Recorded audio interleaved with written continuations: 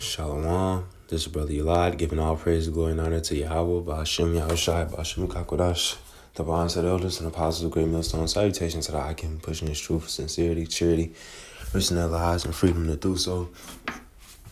The subject is what belongs to us and what doesn't, and the title is Obsessions.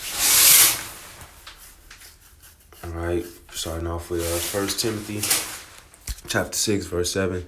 For we brought nothing into this world, and it is certain we can carry nothing out. So we have to let go of the things that don't belong to us. Otherwise it's not love, but obsession, And there's nothing wrong with, having love for certain things, You may love a favorite sport or love a favorite color. You may love even people. But what the scriptures say, he that loveth father and mother more than me is not worthy of me. He that loveth brother and sister more than me is not worthy of me.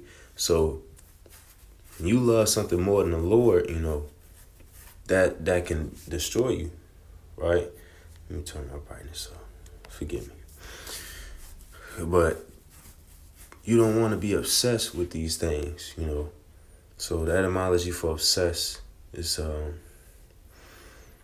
what stuck out says watch closely, besiege, occupy, stay, remain, abide. Right? Obsessed. You don't want to be obsessed with the world or the things of the world to where you focus too much on it. Right? And because ultimately, as the first Timothy 6 and 7, it basically explains that when we brought nothing into this world and can't take nothing out, none of this stuff is really ours. Cars, clothes, hoes, and money is not really ours. And the kingdom will actually have, the elect is going to have crowns that can't be taken away. Positions that can't be taken away, and that's when the elect will actually have. But what does the elect actually have? What does belong to the elect? And I'm going to get into that. Sirach 42 and 24. All things are double one against another. He that made nothing imperfect. So obviously, if there's a bad thing to obsess over, there must be a good thing to obsess over. And the righteous obsession is to be watching closely with his word, like the watchman. And occupy, abiding in wisdom and remaining in the meditation of the scriptures. To stay in the spirit. That's the good thing to be obsessed about, not obsessed about, the carnal things that don't belong to us that we have to give up. We have to give up in the end of the day because they don't belong to us, And I say Revelation 2 and 4, nevertheless I have somewhat against thee because thou hast left thy first love. And this was written in the red letters, which means that it was Yahweh Shah speaking, who the world ignorantly calls Jesus. Right? Yahweh Shah Mashiach, who the world ignorantly calls Jesus Christ, was speaking. And he was speaking to the elect, saying, you forgot your first love, which is the wisdom. Right? That's what we're supposed to be obsessed with righteously. Because that's what belongs to the elect. The things of the spirit, the knowledge and wisdom. The brotherly love, passion, and love for the gospel. These are things that if you remember the elect, that can't be taken from you. It can't be taken. Obsession with what did Paul say? The care for the churches, right? Obsession with the spirit of charity. Obsession with Sophia, which is wisdom. These are things that the men of the Lord are supposed to be obsessed with. Ecclesiastes says that there's a time and a place for everything. A time and a place for this and that. A time and a place to build. A time and a place to destroy. A time and a place for everything. And that's why I brought out the Sirach, because all things are double.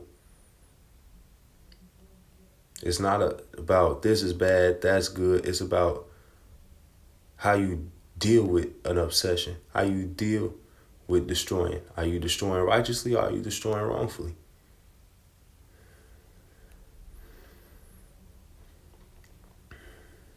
So the righteous way to be obsessed is to focus on the things that do belong to us.